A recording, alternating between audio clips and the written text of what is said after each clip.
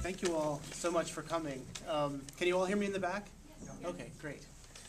Well, Colm and I have just covered all the important topics, like going to the barber, shoes and socks, and other things like that. So we're saving the talk of writing and Henry James and things like that for you guys. But if you have a question about hair or clothes or makeup or anything like that, feel free to ask those as well. I'm just going to volunteer you for that. I hope that's okay. Good, yeah. All right, good. Since I've heard from so many people what a great storyteller you are in person, and of course we know what a great storyteller you are in writing. What generally was the role of storytelling, if any, in your family and growing up in your town? Was it something that you did, your family did? Did you learn from someone how to tell a good story? I think that the first thing you learned in a family of 5 with a lot of aunts and uncles about the place was that if what you said wasn't interesting, then someone would shut you up very quickly. Do you want to have urgent news to be heard? Or something really, tough or rough to be heard? Otherwise, really, the thing would be someone would just stop you. So that would be the first thing. The second thing was that there was an awful lot of silence in the middle of everything. And that was funny because you could think about it, or if you were listening without paying attention, you could think this is a very, very talkative place. People are always arriving and talking. But actually in the middle of all of that, especially if you're a child who notices things, you can realize that something is not being said that should be said. Something was said earlier that's not being said now. And that space between the breathless business of talk and the something that is on everyone's mind and you're watching it becomes so interesting when you are privileged enough to know what it is they're not talking about and to sort of join in the business. And then there were men, especially men, who almost didn't talk at all, who almost modeled themselves on some strange figure at the edge of a Beckett, novel, who simply watched, and people often said, he's quiet, he doesn't say much. And then there would be women who would arrive who would talk non-stop. And I loved that because you could just pay, So, it's not as though this idea of storytelling was ever formalized or ever something that, came from an ancient oral tradition where you heard about ancient, figures. It wasn't like that, right. In other words, it was something else going on. And I definitely see that interest in those moments between in your work, and it seems like those are actually the moments that you're most interested in your work.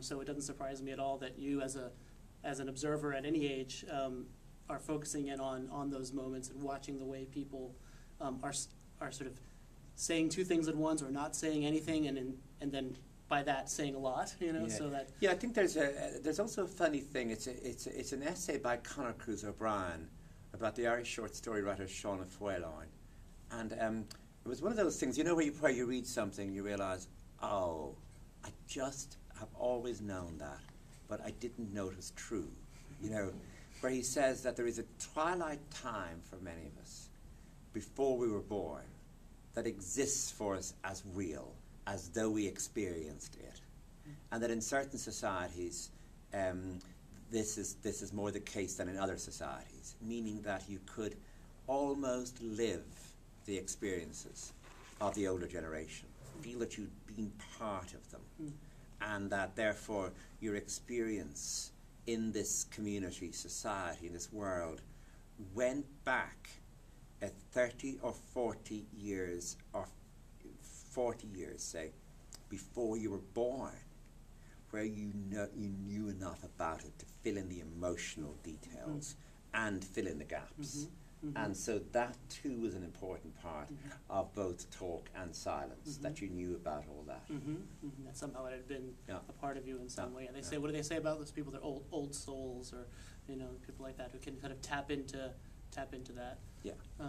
Are there any stories that you've tried to tell in your work but haven't been able to tell, like a particular moment or a particular idea that you've been working with, that you've kind of written drafts of a story or something and just couldn't quite get it out? Yeah, I suppose. I mean, I've been working on a novel on and off for the last I mean, actually, for the last 11 years now. I mean, time moves, and you know, in other words, in the same 2-month period, I wrote the opening chapter of The Master, the novel about Henry James, and the opening chapter of this. It was almost a question of which of them I would go on with, and then really not being ready for the second one, and but I'm adding to that all the time, and I'm now going to have to go and do that and just simply say that, you know, that the time is up now. You know, just get to it. Can you say generally what it's about? I know that writers don't. No, I've no problem at all about it. I mean, it's that thing you were talking about, where talk becomes silence, and the silence then fills the atmosphere, which is that I was 12 when my father died, and so that strange business of absence, of a palpable absence, of a house where someone isn't anymore. And I have written about it in bits and pieces, but I haven't actually dealt with it. And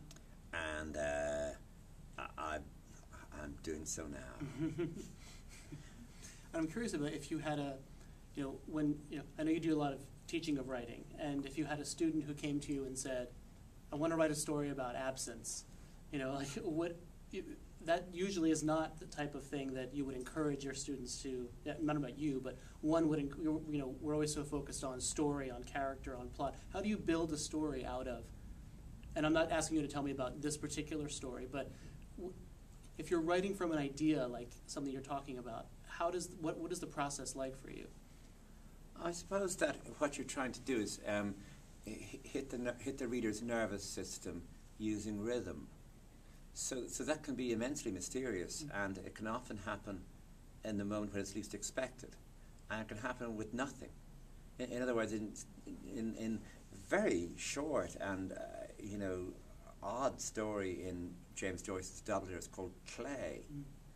There's a moment where she's blindfolded, and they bring her in something, and she just touches it, and it's actually clay. It's dirt they brought in from outside, and whatever way it's done, the reader gets it to that whatever feeling of something or other has shifted in the world, in that moment, in that second.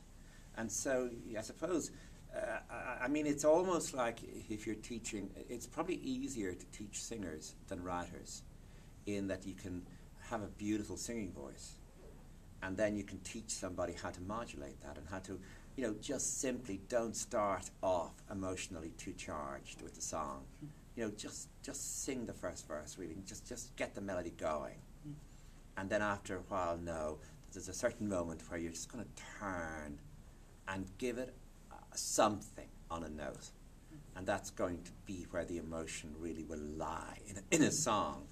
And I suppose, you know, in a way, in teaching creative writing, it might be better. You often feel, looking at the students, I'd be better here if I could teach them all with singing.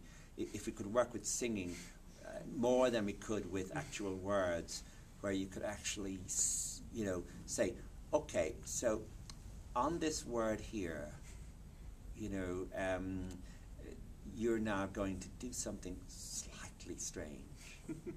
And the audience, people listening, are going to know, or even not know, that this is the moment.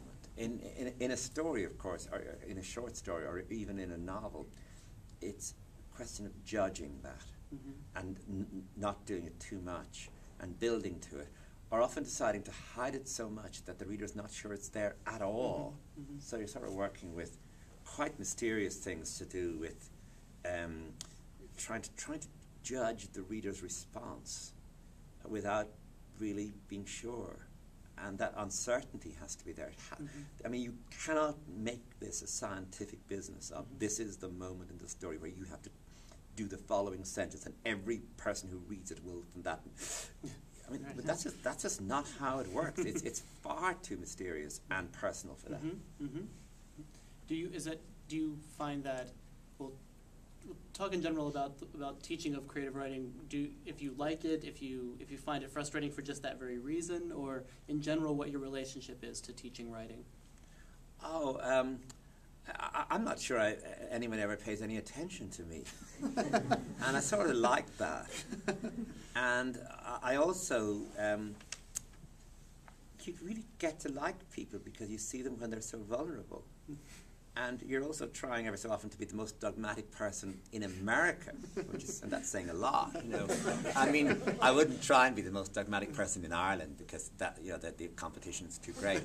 But you're trying to be really dogmatic and then contradict yourself, and then, you know, spend your, you know, so you're almost trying to create two things, I suppose. One is safe space, just so people can be safe, where people don't feel humiliated, and the other is utterly unpredictable space where no one knows what's coming next from you, you know. So you're sitting there in that sort of mode. And a few times, all you're offering is a deadline. And a few times you might be offering something more. One thing being that, hey, this is serious, and if you could get this right, it's really great. And two, a few things that might help. One is that, you know, if there's something you think you can't write, that's either about you or about somebody else, that's private and belongs to them, and it means they won't ever speak to you again. Oh, you've got to write that now. And you really got to write that immediately. And, you know, you've got to write it about 5 or 6 times in case they're not listening. Well, I think, and I have a quote here somewhere because it leads to about something dogmatic that you said. No, yeah, that's never do this. No, no, you didn't say that. You said just about about permission. You had said that on the novel The Master, you said, I didn't somehow have permission to write the novel The Master, which is in the voice of, or in the character of Henry James. I don't know who gave it to me. I may have given it to myself. And I just wondered if you could just talk a little bit about that task of that taking on that novel, which very few writers would take on The Master and be brave enough to kind of fully imagine this man's world the way that you did.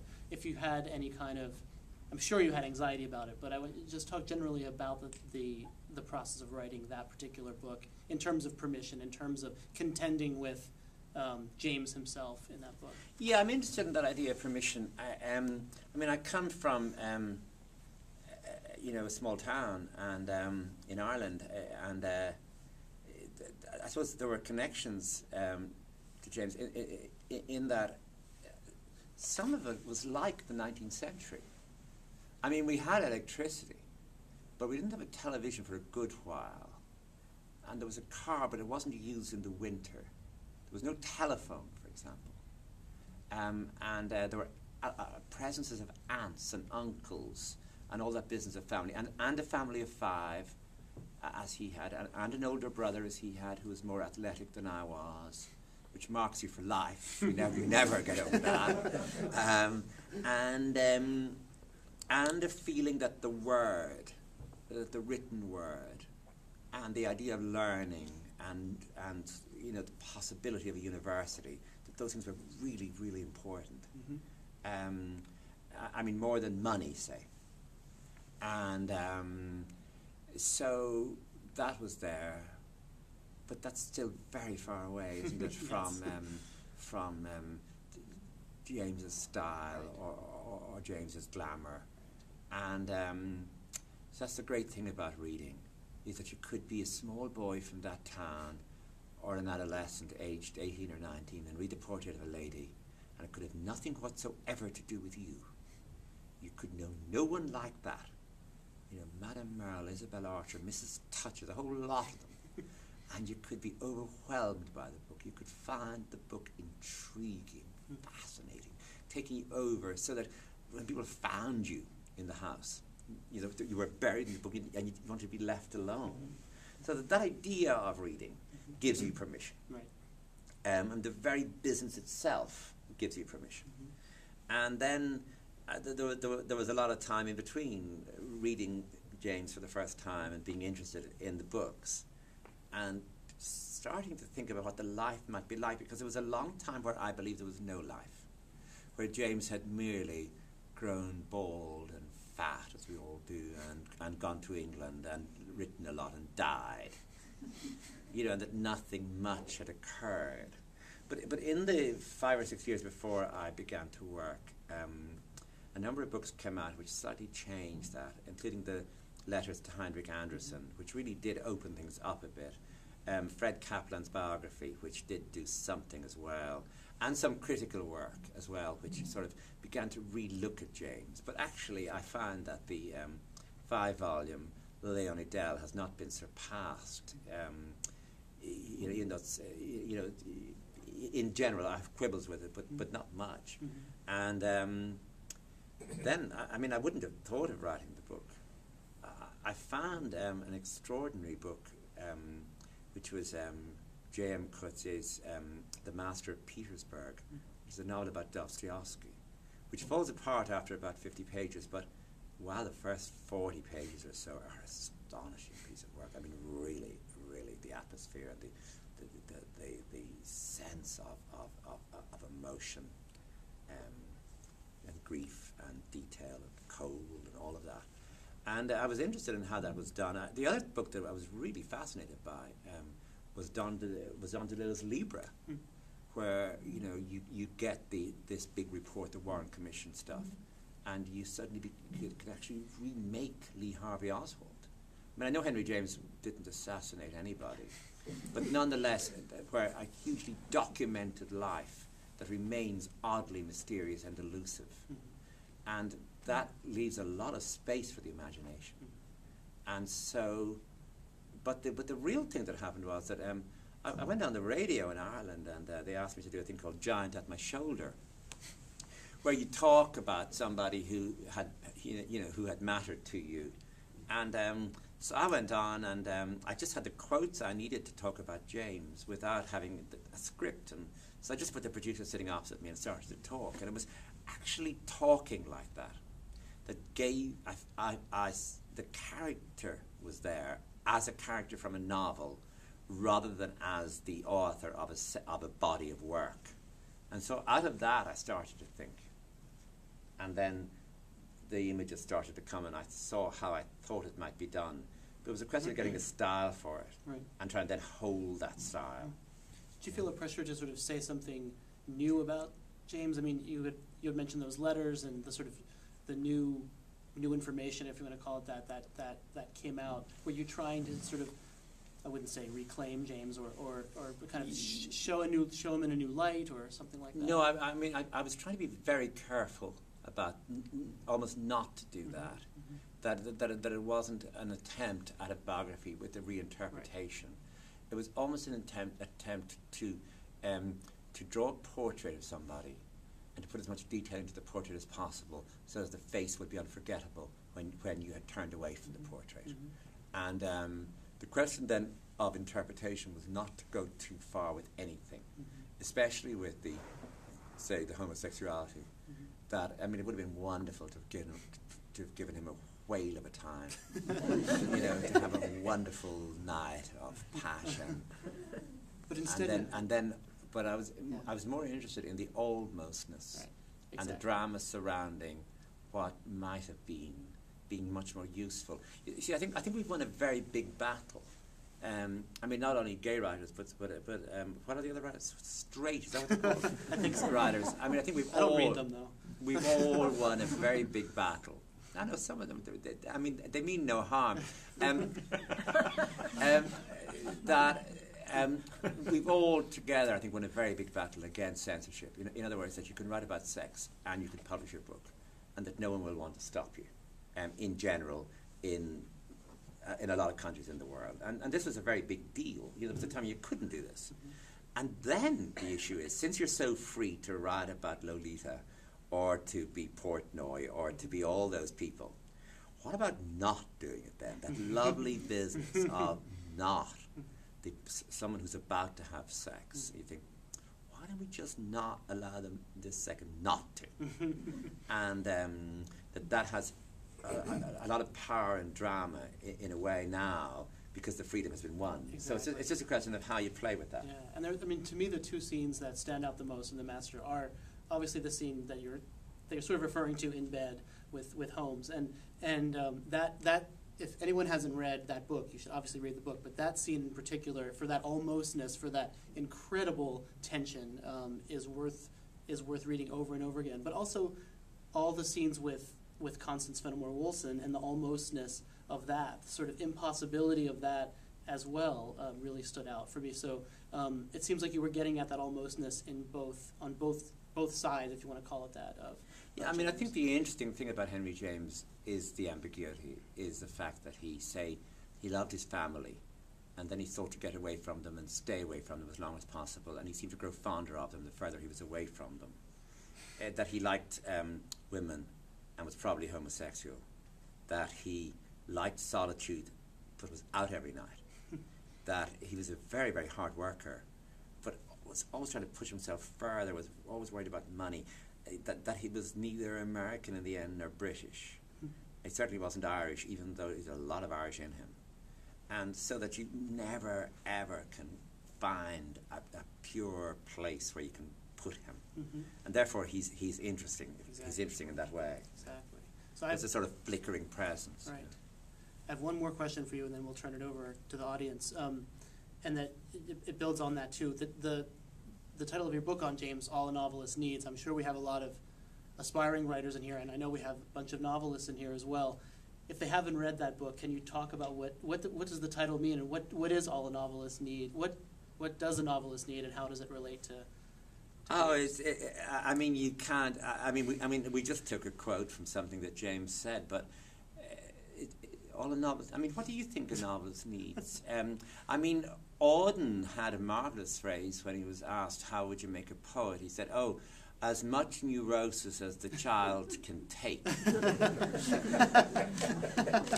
And because we do, even I mean, poets do, but I mean, playwrights and novelists do as well, that we operate, that we work out of our fears, and the things that we worry about, and as much as we do about the great things about ourselves, so that you don't tend to find novelists where a novel is filled with all the things the writer is certain about, mm-hmm. and all the things the writer is proud of. But beneath those things, the silent things, the things that the writer might just never have fully worked out within themselves or within their society, mm-hmm. which means that it's sometimes you find a novelist writing a novel about somebody who they wouldn't necessarily agree with, but offering them great sympathy and a sort of, how would you put it, sort of, that you can give an emotional shape that seems pure and true to someone who's very much not you. And therefore, I suppose the more you learn to live with those fears and what's beneath you and what you're not saying, the more you learn to actually harness that and work with it. Mm-hmm. And that the whole business of writing is done in private, in silence, as the business of reading is done, and that the page itself is not a mirror, it's blank. And that idea of trying to fill it from a silence that is beneath the other silence, to see if in silence a reader could get something from that. Mm. In all those cases, I think you're operating at some level, working with not only the deep subconscious, but also at a conscious level, areas of the self that you're not especially easy with. Mm-hmm. Mm-hmm. I'd like to open it up to any questions that you guys have for Colm Toibin. Yeah. I'm just curious about your relationship with Ireland. It seems you spent a lot of time away, but I think I read that you've just moved back there. I've always just moved back there. I mean, it's it's made a complete fool of itself, which is sort of interesting to watch, and then very disturbing at other times. In other words, since some night in September, I mean, we woke up in some morning in September 2008 from uneasy dreams to find that what we discovered now is that seemingly the biggest bank catastrophe in history has been caused by us. In other words, you couldn't give us money. Look what we did with it. And I mean, everybody says we lost the run of ourselves, and the Minister of Finance, who I sort of like, said that we partied for a decade. Well, I didn't. I worked really hard, and he didn't party either. But I think people did buy one more house than they needed, often in Bulgaria, and took 3 more holidays a year than they needed, often in Bulgaria. And I mean, I don't know if anyone was on that plane going from JFK to Dublin in that decade, say from 1998 to 2008, where the entire Irish nation seemed to have been shopping in Century 21. And they had more bags when they got off the plane than you've ever seen. I mean, it was. I mean, people talked about what the Argentines did during their great boom, during what they call the years of the Plata Dulce, the sweet silver, the years of sweet silver. They always said that every taxi driver had been to Tokyo from Buenos Aires. And not only that, but every time a plane came back from Europe full of Argentines, a second plane came full of the cargo that they had been buying. And so, too, you'd be coming back from, like, doing something, like work in America, to find that there were 6 women behind you. And they were having the most wonderful time. They had been drinking and eating in the best restaurants in New York. They knew the names of more barmen, and they had been shopping, and they were now going to drink vodka through the night. And they'd maxed out on credit cards and debit cards, and they'd maxed out on, And it was a funny place to live for that decade. It seems everyone is sorry. And the sorry part works is that you cannot get a job, and you cannot get a loan. And this has been going on now for a few years, so that we're producing all these graduates in all these areas, and all these kids coming out of school and college who simply cannot get work, and they can't come here anymore. The United States is now more or less a closed society, and it's now more or less a closed country. So they're going, and people just don't want to come. Whatever has happened here, people won't come in illegally here anymore. And so they're going to Canada, and they're going to Australia. And the problem is that a lot of them are just not going to come back. And so we're going to lose one generation, maybe 2. So, it begins as farce. And it really, some of it was genuinely funny. And it ends as tragedy. And so, yeah, you wander in and out of it. And sometimes you join the fun. I mean, I joined in some of the fun, but then it's nice. I mean, I like this. I like the weather, and I like some of the people. I've no complaints about it, other than I wish we had. When I say we, it's nothing to do with. I didn't do anything. I wish the bankers, and I mean the word Irish banker is now sort of an elaborate joke. I remember being on a radio program and someone saying, someone who's a successful Irish banker. I said, hold on with that now, hold on, there's no such thing. I mean, that's like, But that I wish that when all that prosperity came into the country, it had been handled better. And it's slightly shaming, although I had nothing to do with it. Other questions? Yes.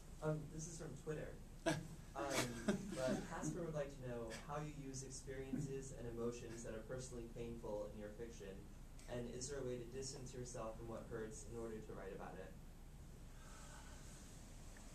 I think you've got to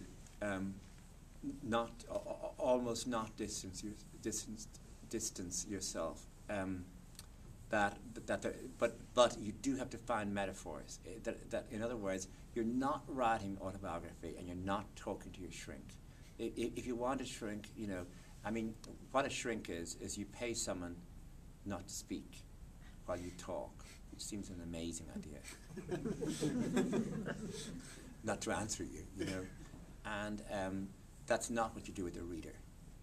So that what you're doing, no matter what, is you're finding metaphors and structures for whatever is that is bothering you that you think might interest people.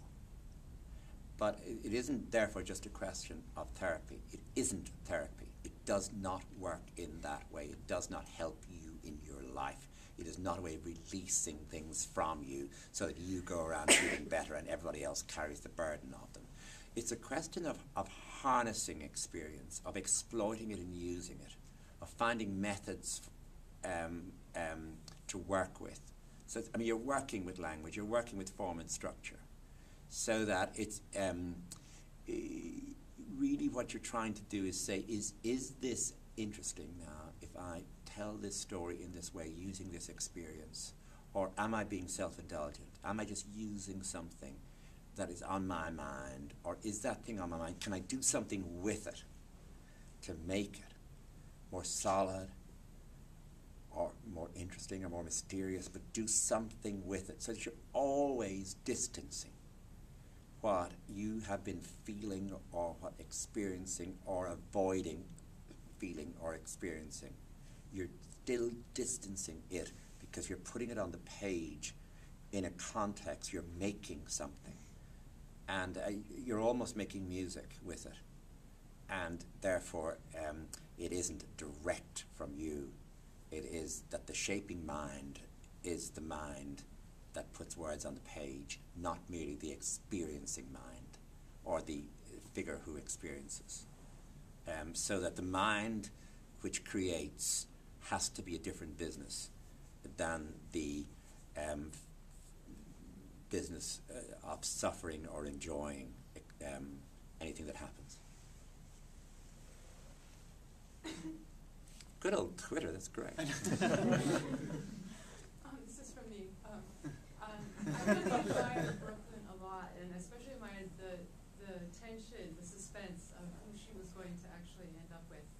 And maybe you've already talked about it some because I missed the first half, but writing about people who are very different from you, do you have any thoughts writing, about characters who are Italian, writing about characters, this whole thing about you have the right to talk about other people's business that you don't know about, which I don't believe, but still some people seem to think that. And also writing, across genders. Do you have any thoughts about that in general? Maybe you already talked about this. I think it's difficult. It's difficult for me anyway. The most difficult thing would be to write about someone who notices things less than I do. So you start with that idea that your character is going to just notice. And then it's a question of giving them something to notice, and almost a rhythm with which they can do that. But with Brooklyn, it was terribly important that she be timid, and that she withhold, and that she keep secrets, but also that she would have a rich way of experiencing the world as well, so the gap between those two things would be constant. And it was also important that people would like her, but that she would have no way of judging that or being able to manipulate it. And I was using certain things that I know, which is that, especially just before it, I had been in Austin, Texas for 14 weeks, and I had missed home. I mean, didn't miss home badly, but nonetheless, I was aware that the sea was quite far away from Austin, Texas. I couldn't, and that the landscape wasn't mine, and that I began to miss certain things about the rhythm of an Irish day, including things I don't even care for much, or, such as Irish. Anyway, let's not go on about them. So I was using that idea of being away from home, and I was using that idea of being away from home in a time before you could make easy telephone calls, or texting, twittering, or all those scams we have to communicate. And what would that be like for somebody who was also quite ambiguous in a way that James is, or was, or in my version of, in other words, that held things in, exuded certain other things, and had a rich internal life of some sort, and had funny loyalties, but also would be very uneasy about somebody falling in love with her would be very uncertain what that meant, or that instant thing the guy seems to feel for her is not something she would ever give. So I was sort of playing with all of those almost ideas and seeing if I could bring them sentence by sentence into detail that would add up, would almost like with a fabric where you're working with a certain sort of stitching or only a limited set of colours that you can work with, just to see if I could build it up enough so that you would care in those last section over what you might or might not do. And I suppose I was using as a model some of those Jane Austen books whereby someone's private life, especially a woman's private life, her life alone after a dance, is as important as her life at the dance. And I was using, and I've been teaching those books, and I found that very useful to go back at my age to have to actually try and formulate. Instead of just reading, sitting around reading, you actually have to read, take notes. How is this happening in this book? So that you can go in and make a case for the book. I found it very useful training to go back to do, so that for me teaching actually has been very nourishing. I know some people find it exhausting, and so it is actually, but for me it's really nourishing because it really sharpens me. And it sharpened me enough so that I could try and keep ideas out of that book, so that the whole idea, say, of American politics, Irish politics, all those issues are not there in the book. It's just down to her. And in a way she stands for great numbers of other people, including people of my mother's generation. But she doesn't really. She stands only for herself. You're trying to get the next detail. Just work on the next detail. And think about the broader picture when the book's finished. But don't think about it now. Think about the next thing. Did the stairs creak when she went up the stairs? That's the issue here. Great. Other question? Yes. Going back to Frank O'Connor and the limited voice, do you think his idea of both the affinity between the Irish and American short story in the 20th century anyway, marginalized populations is still valid? I mean, it really is interesting how the Irish short story took so much from the French and the Russians, and absolutely fascinating the way in which figures like Mary Lavin and Frank O'Connor really, immersed themselves not in, they came from the oral thing you're talking about much more than I did, say, where people would, especially in Frank O'Connor's world, formally tell stories, or those stories seem to live in the air. And then with their reading, it was what they read that then began to shape what they were doing. So it's almost as though you get two systems together. You get a very old traditional one with an awful lot in it, and then you go to Gogol, or you go to Turgenev, or you go to Maupassant, and you work your way out of that. And what's absolutely fascinating for me then is to watch the way in which someone like Raymond Carver has been so influential on contemporary Irish writing. And you realize, oh wow, isn't that just the best fun with that there are no borders. It's almost, the closest thing you can describe it is if there's a nuclear explosion, that the wind can blow stuff anywhere. You just don't know where it's going to land, and so too with the idea of fiction, and especially fiction of this sort, where people who feel that something in their own society reduced certain people to a state of loneliness or fear, or that in a certain moment something occurred to them that would never occur in the same way again, and it would turn them. There's a story, it's in Anne Enright's new anthology, the Granta Book of the Irish Short Story, by Eugene McCabe, who's an Irish short story writer. And Eugene's about 80 now, and it's a story called Music at Annahullion. And there's just 1 second, the woman wants a piano, and she's living with her two brothers, and they're probably in their 60s, and they've not much money, but a piano comes up for sale. She can't play the piano, you know. But the piano, I suppose she just would like to have one in the house. So they try and buy her the piano, but it won't fit into the house. And then, they have to throw it out, and she sees rats going in and out of it, and it eventually breaks itself up. And then she has a dream. And in the dream, she just wonders, would it not have been better if they hadn't been born, any of the three of them? Whatever way that sentence comes after all the other images, which are so pure, down to exactly why the piano wouldn't get in the door. It's not, this symbolic moment where the piano won't get in the door is a symbol of her despair or of human hopes being dashed. No, it's a piano. It won't get in the door. The reason why is the stairs is coming down into the hall in that way, sticking out a bit. They measure it. It will not get in. It stands for nothing. Make it a piano, a hallway, a space won't fit. And then you can lift and turn. And you find that idea of within the real, within the exact, the vastly exact, or the minutely exact, you can put in something. And that this seems to be easier to do in the 19th century in Russia, in the 19th century in France to some extent.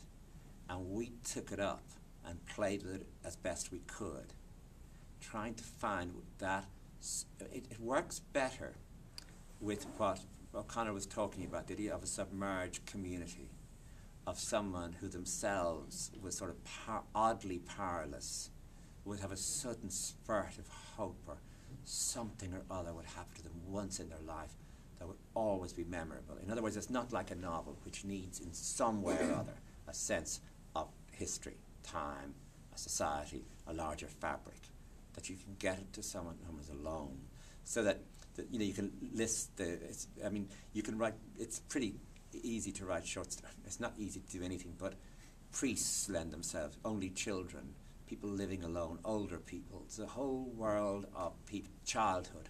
There's a whole world of vulnerability you can work with in a short story, and that seems to have been something that we handed over. I mean, I noticed, for example, in the work of figures like Richard Ford or Tobias Wolff, and certainly Raymond Carver, of that having made its way over in some way. And what's lovely is you can come across Irish writers who haven't paid any attention to Frank O'Connor, who think he's some old fogey, but are reading Raymond Carver. And you think, oh wow, it just sneaks around and goes. We have time for one more question? Yes.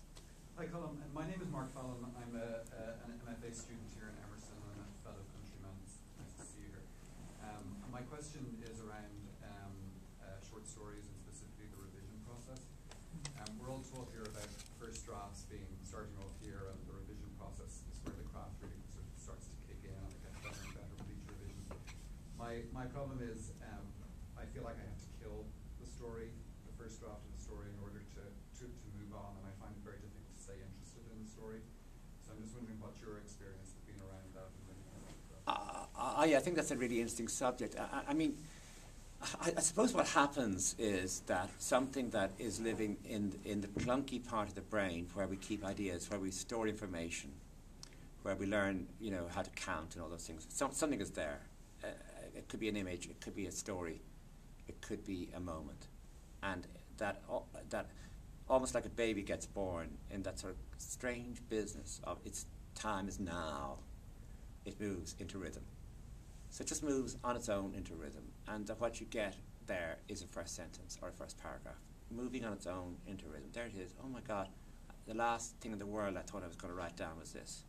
A sound coming. There it is. Have it. The problem then is it won't happen a second time. You have to work. And the problem is it's really boring because really more or less what the story is, so you don't need to know yourself. So the only thing you have to do is work. It's almost a duty not to lose this for the world.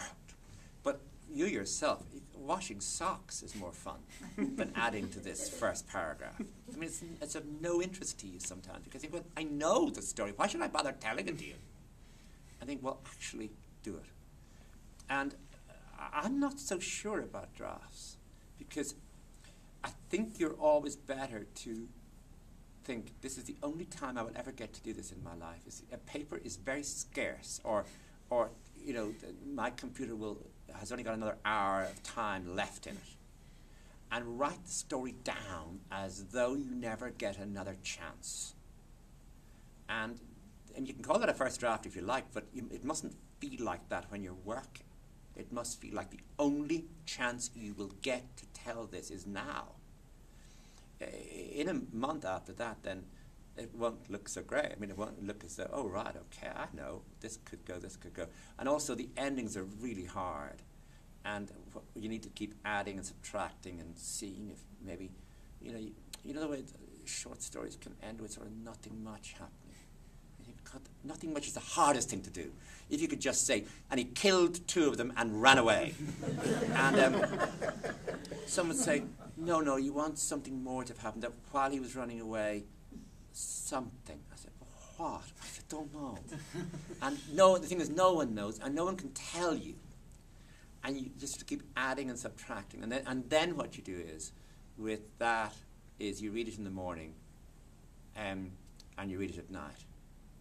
And if it satisfies both morning and night for about a week, then don't be doing anything more to it. But the other thing is, I think it's really important to do some work in your pajamas. In other words, that before you wash yourself, speak to anybody, especially before you send an email to anybody. Go into a room and just add a paragraph and see if that would help. And then as a reward, go and have coffee and start your day and wash yourself and send, But that first half hour of the day seems to me to be something that we don't use as much as we should anymore because of all the other things we should do, like with the arrival of soap. In such abundance. It wasn't always there. And the arrival then of this new thing, I wonder if anyone really overnight has tried to be in touch with me about something. Especially if you're in America, where the whole of Ireland has been up for 5 hours. That first half hour of the day is where something beautiful could happen, and which half an hour later mightn't happen as beautifully. Great. Thank you so much. Okay. Wonderful. Okay.